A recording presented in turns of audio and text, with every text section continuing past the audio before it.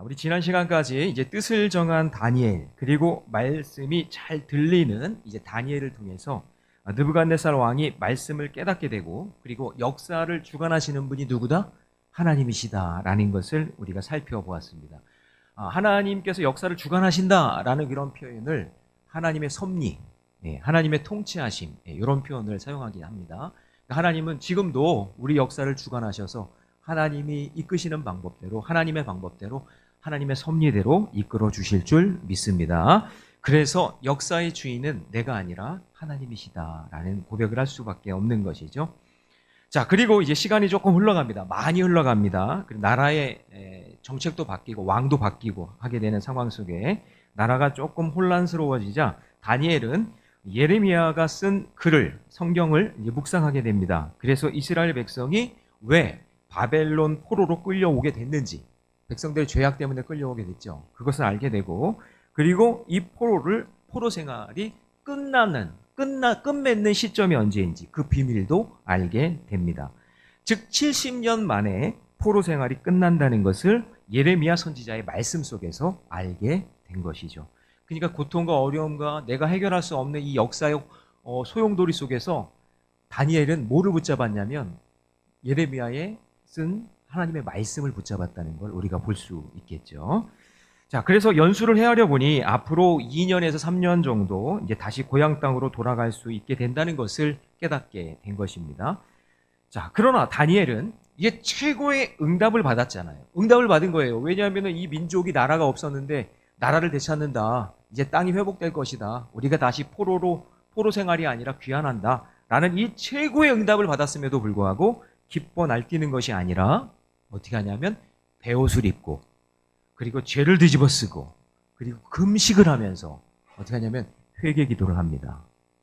왜냐하면 70년 만에 다시 찾아온 이 생명 살림의 기회를 놓치고 싶지 않았기 때문에 그래요.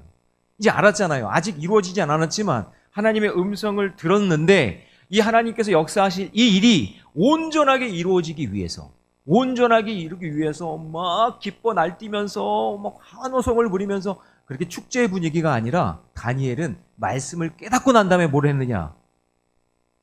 회개기도 했다는 거예요. 그래서 오늘은 생명을 살리는 이 기회, 한 민족이 사는 이 기회를 어떻게 감당해야 될지, 여러분의 인생에서, 여러분의 가정이, 우리 교회가, 이 나라가 어떻게 해야 될지 말씀을 통해서 함께 살펴보기를 원합니다. 자, 첫 번째, 생명을 살리기 위해서는요, 회개 기도부터 해야 합니다. 자, 20절 말씀 같이 읽습니다. 다 같이 시작. 내가 이같이 말하여 기도하며 내 죄와 내 백성 이스라엘의 죄를 자복하고 내 하나님의 거룩한 산을 위하여 내 하나님 여호와 앞에 간구할 때. 자, 여러분, 말씀 한 절인데 그 말씀 한 절에 기도에 대한 이야기가 3번이나 나옵니다. 기도하며, 자복하고, 그리고 간구할 때. 자, 그런데 이 기도의 내용을 보니까 이 70년 만에 포로 생활이 끝난다는 기쁜 마음이 담겨 있나요? 기쁜 마음이 담겨 있지 않아요. 이스라엘 백성들의 범죄함으로 이런 고난을 받게 되었는데 또다시 이런 고난을 겪으면 안 되기 때문에 뭐를 하고 있냐면 슬픈 마음으로 회개하고 있다는 것을 우리가 볼 수가 있는 거예요. 그래서 여러분, 다니엘은 지금 금식하고 자복하면서 자기의 생명을 걸고 무슨 기도를 하고 있다고요? 회개 기도를 하고 있는 거예요. 자, 여러분, 제가 시골 교회에서 목회를 할 때 이제 교회 앞에 이제 땅이 넓게 있었어요. 마당이. 이 마당이 있는데 계속 잡초가 자라고 막 그러니까 그 마당을 좀 꾸미려고 이 자갈을 사다가 막 뿌려놓고, 그리고 그냥 휑하니까 유실수, 나무, 이렇게 열매 맺는 나무를 이렇게 몇 그루를 사다가 이렇게 심어 놓았어요.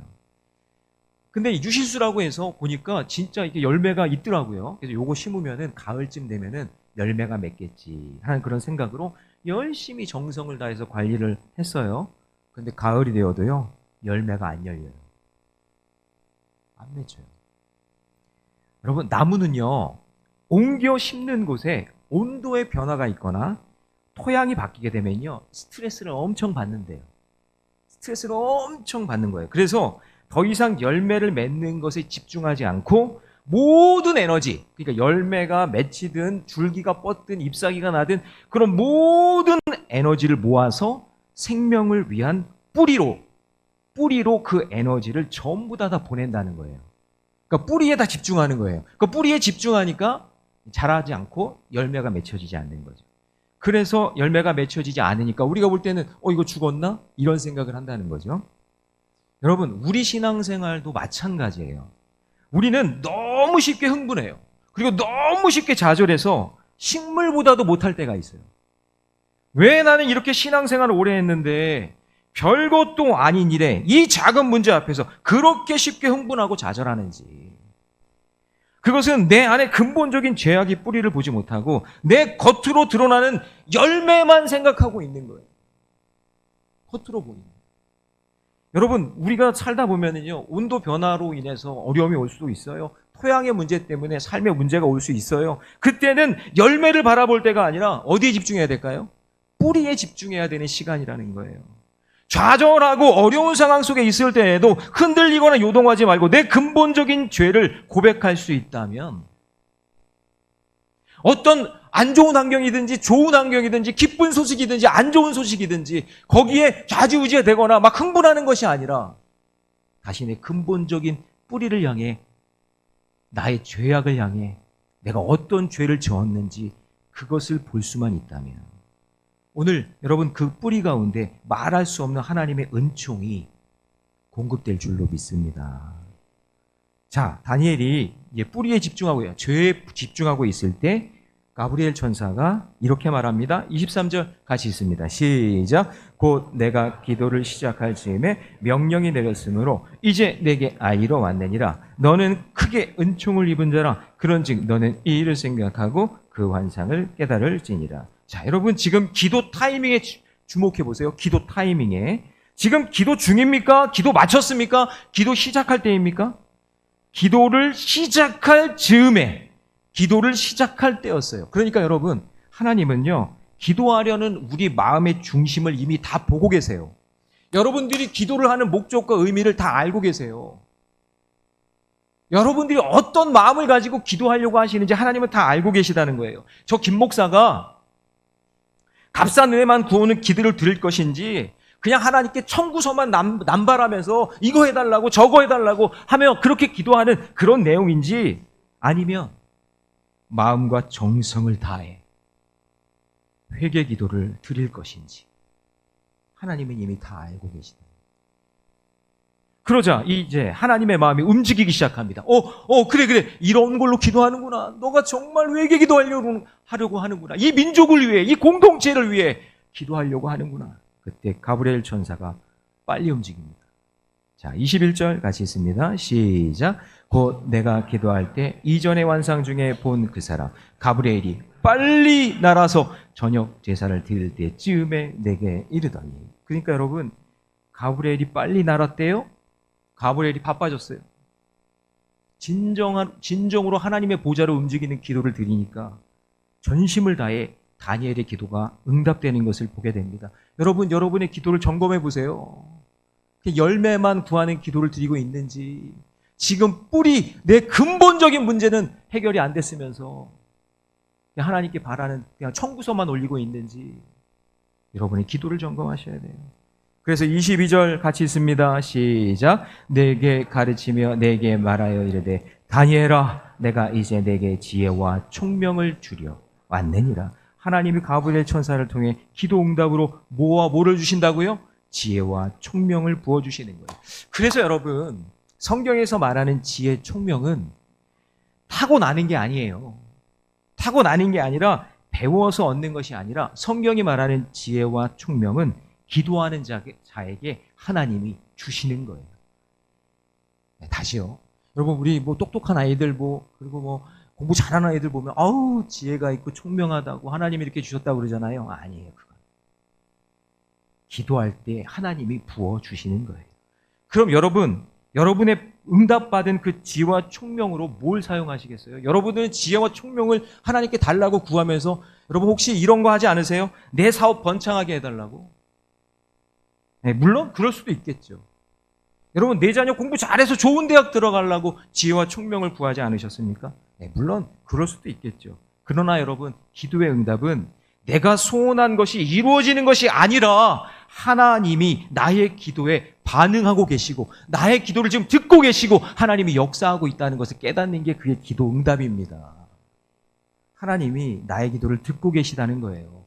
기도의 응답은 자판기처럼 막 도깨비 방망이처럼 막 누르면 나오고 두들기면 나오는 것처럼 그렇게 되는 것이 아니라 엄청난 능력이 하늘로부터 부어져서 내가 그냥 슈퍼파워를 갖는 것이, 그것이 기도 응답이 아니라 기도의 가장 큰 능력은 그 살아계신 하나님이 나와 같이 보잘것없는 이 한 사람의 신음소리도 듣고 계시다는 것을 깨닫는 거예요.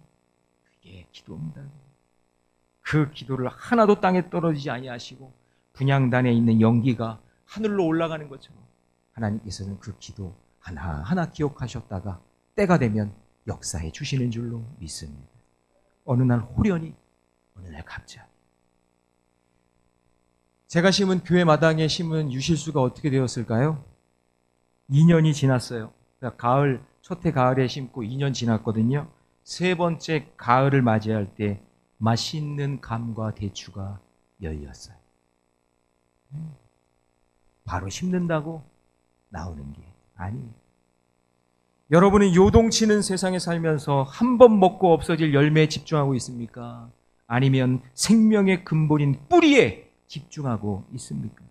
변화무쌍한 세상에 요동하지 마시고 생명의 근본이 되는 말씀을 늘 묵상하면서 날마다 내 죄를 보고, 근본적인 문제가 내 죄부터 시작되니 내 죄를 보고 회개하시기 바랍니다. 그럴 때에 생명 살림의 역사가 일어날 줄로 믿습니다. 자, 두 번째, 생명을 살리기 위해서는요. 자, 이거는 같이 한번 읽어볼까요? 큰 글씨, 시작. 일은 이래가 아니라 여호와 이래로 살아야 합니다. 자, 여러분 이제 여기서부터 집중해야 되는데 왜 그러냐면 제가 새벽에도 말씀드렸지만 숫자가 많이 나와요. 예, 숫자에 약하신 분도 있잖아요. 저도 숫자에 약하거든요. 네, 여러분 집중해서 한번 잘 들어보세요. 제가 최대한 설명을 한번 해볼 테니까.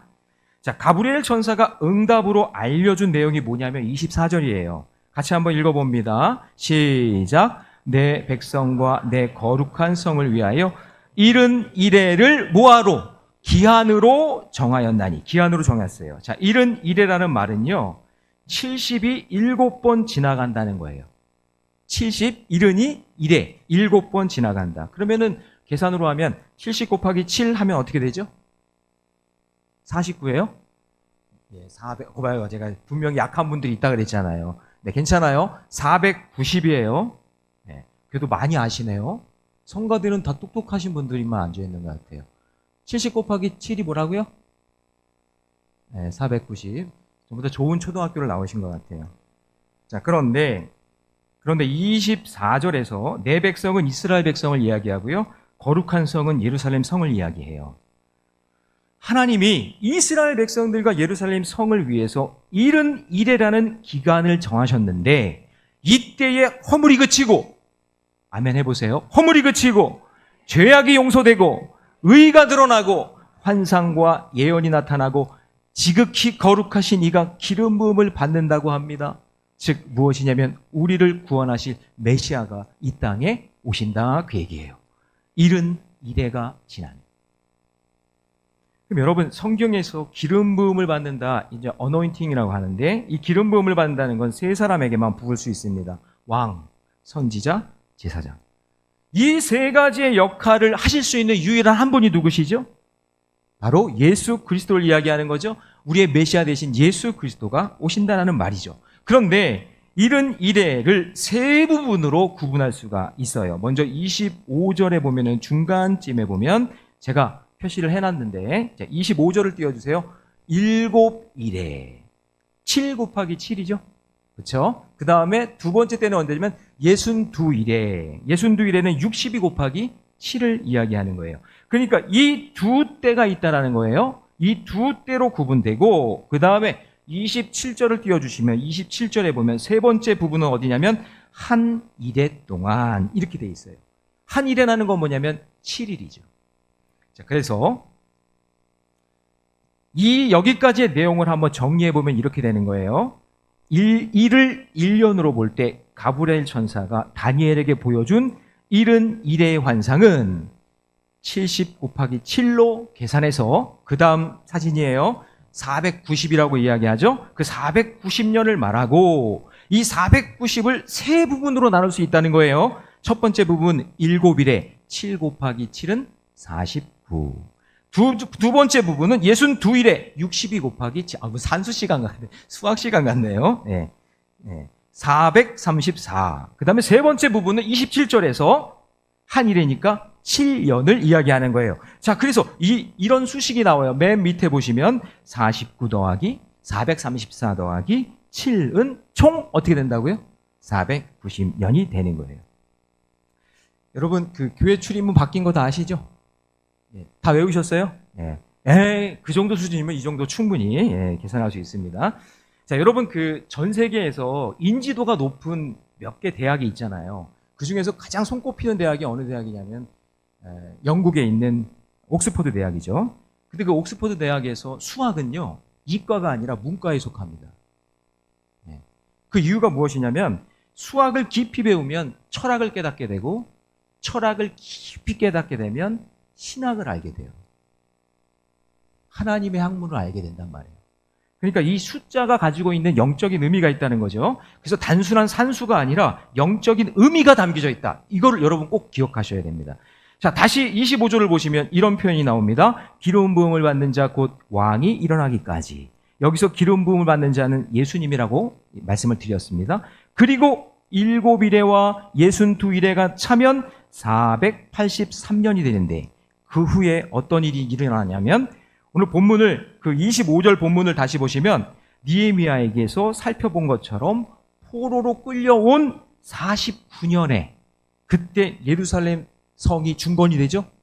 세워진단 말이에요. 그날 때부터 시작해서 예수님이 이 땅에 오셔서 나귀를 타고 예루살렘으로 입성하는 그 순간까지의 길이가 434년인 거예요. 그래서 이 두 시간을 더하면 어떻게 되느냐? 정확히 483년이 걸린다.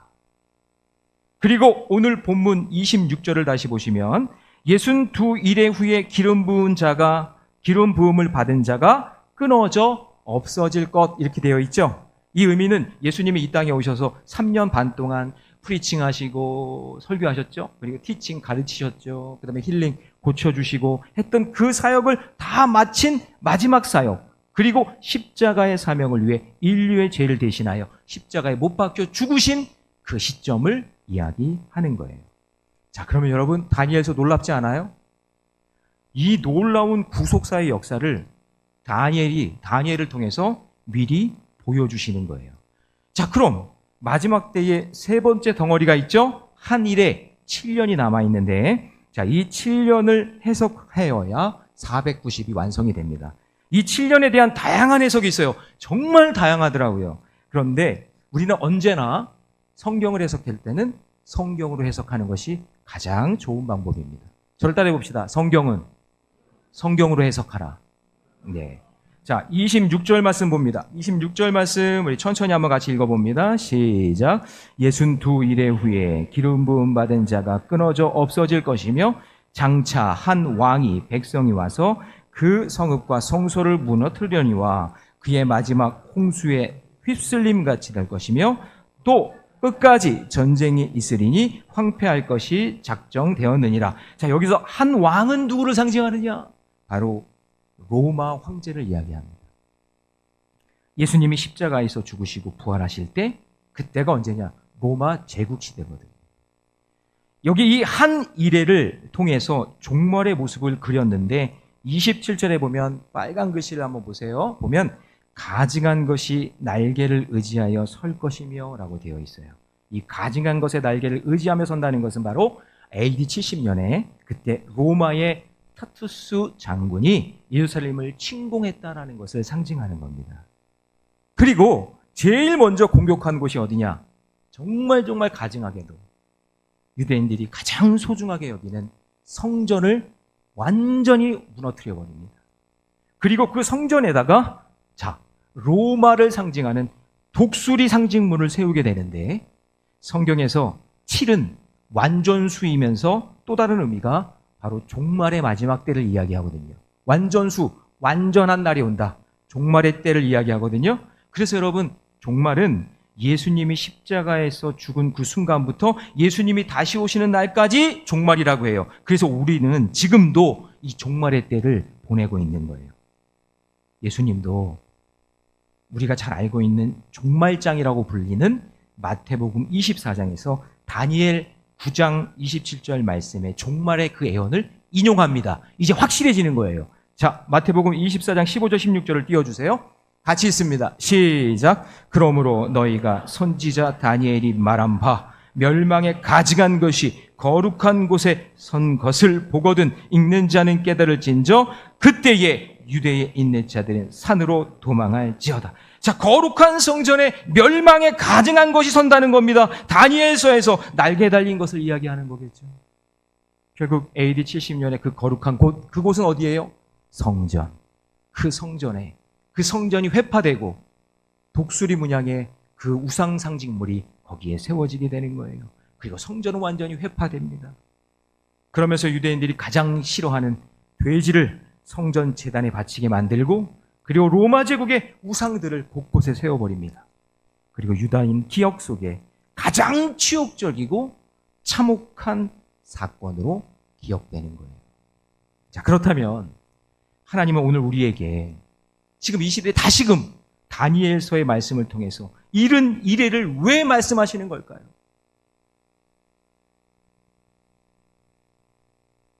우리는 언제 올지 모르는 종말의 때를 지금 살고 있어요.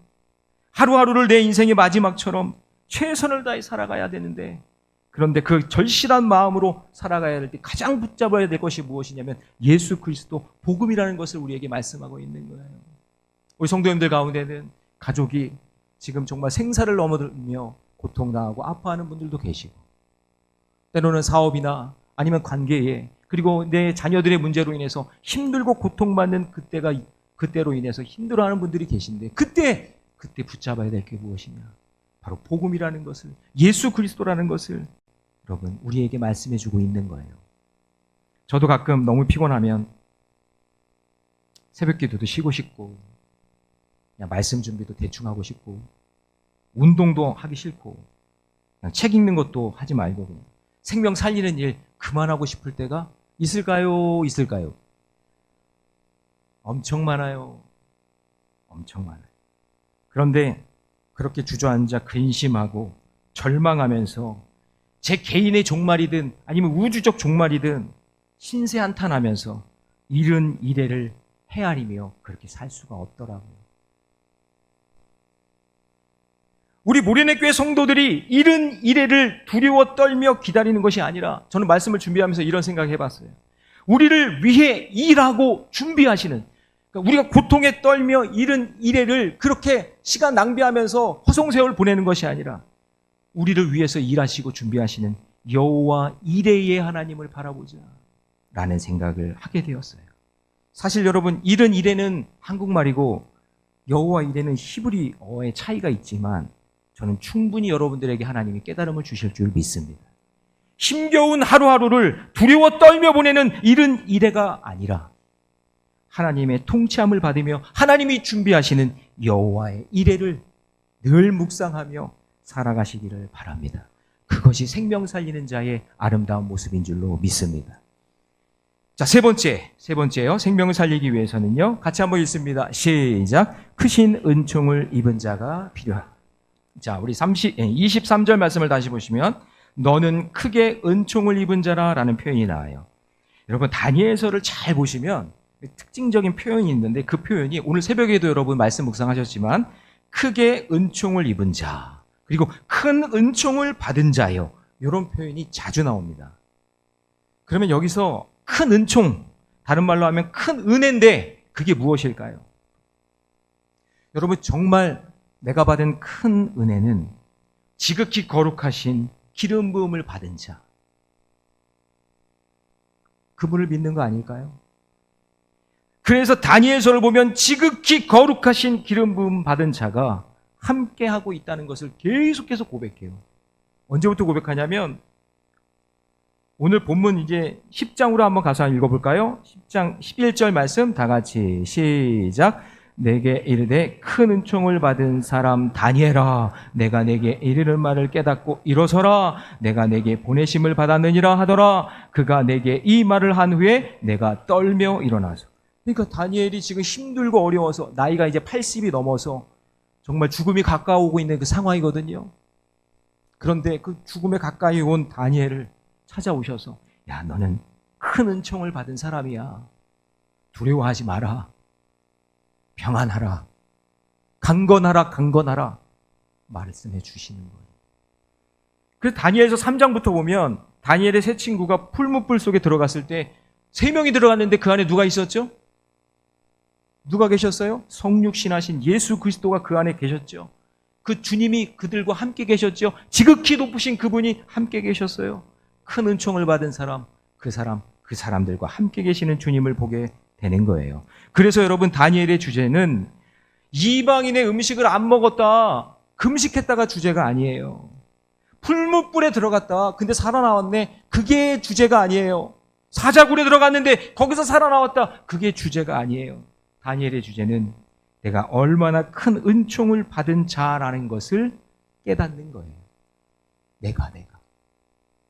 내가 예수 그리스도를 구원받는 것이, 그것이 가장 큰 은총이고 그것이 가장 큰 은혜라는 것을 고백하게 만들어주는 책이 다니엘서예요.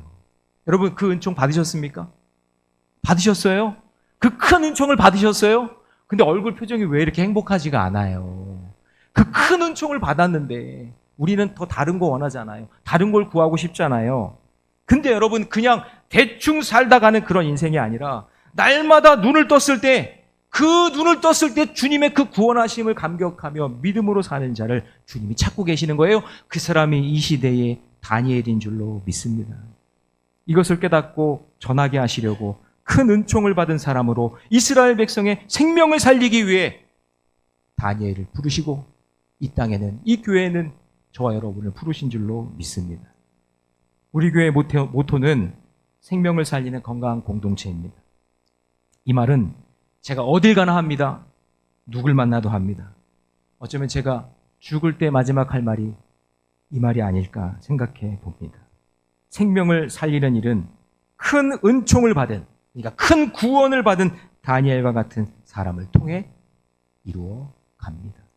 그래서 여러분, 교회 안에 꼭 필요한 사람은요, 날마다 회개하는 사람입니다.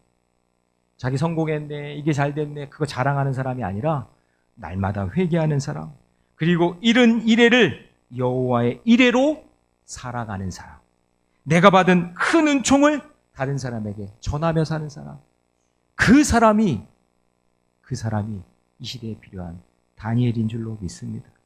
성경과 이 시대 속에서 놀라운 부흥이 있던 곳에는 항상 그런 사람들이 있었어요. 민족의 운명을 놓고 기도했던 모세가 그런 사람이었고, 출렁이는 요단강을 앞에 놓고 기도하는 여호수아가 그런 사람이었고, 민족의 회복을 놓고 애통하며 기도하는 다니엘이 바로 그런 사람이었습니다. 사랑하는 성도 여러분, 여러분의 생명을 살리기 위해 가정에서 모세처럼 기도하시고, 일터에서 여호수아처럼 기도하시고, 내 삶의 자리에서 다니엘처럼 기도하며, 하나님, 저에게 꿈과 비전을 주세요, 제가 그 일을 이루기 위해 쓰임받겠습니다, 그렇게 기도하는 저와 여러분 되시기를 축원합니다. 저는 하나님께 늘 기도하기를, 우리 모리네 교회에 정말 큰 은총을 받은 자들이 세워지게 하여 주옵소서. 다른 거는 몰라도 내가 구원받은 것 때문에 감격하며 기뻐하며 살아갈 수 있는 사람들이 세워지기를 원합니다. 세상의 아픈 상처와 썩은 부분들을 도려내고 성실하고 그리고 거룩하게 믿음의 길을 걸어갈 겸손한 하나님의 백성이 세워지는 게, 여러분, 그게 진정한 부흥이 아닐까요? 여러분, 부흥은요, 그냥 숫자가 많아지는 게 부흥이 아니에요. 프로그램이 많아지는 게 그게 부흥이 아니에요. 정말 말씀을 사모하는 자가 많아지고 가슴을 치며 회개하는 자가 많아지는 거예요. 시므온 같은 그런 사람들을 품어낼 수 있는 유다 같은 사람들이 많아지는 거예요. 세상의 특권, 지위, 가치, 그거 자랑 삼아 비교하거나, 그리고 그것을 자랑 삼아 이야기할 수 있는 그런 사람이 아니라 서로 연약함을 알고 부둥켜 안고 끌어안고 사랑하며 믿음의 길을 함께 걷는 자인 줄로 믿습니다. 이제 말씀을 정리하겠습니다. 생명을 살리는 이 모든 일은 바로 회개 기도부터 시작되는 것을 잊지 마시고 교회에서, 가정에서, 속회에서 뜨거운 기도로 회개하시기 바랍니다. 그리고 여호와의 이레를 생각하십시오. 일은 일의 고통 가운데 있지만 여호와의 이레를 기억하며 승리하며 살게 되기를 원하고, 또한 내가 큰 은총을 받은 하나님의 백성이라는 사실을 잊지 말고 담대하게 믿음으로 승리하며 살아가시기를 주님의 이름으로 축원합니다.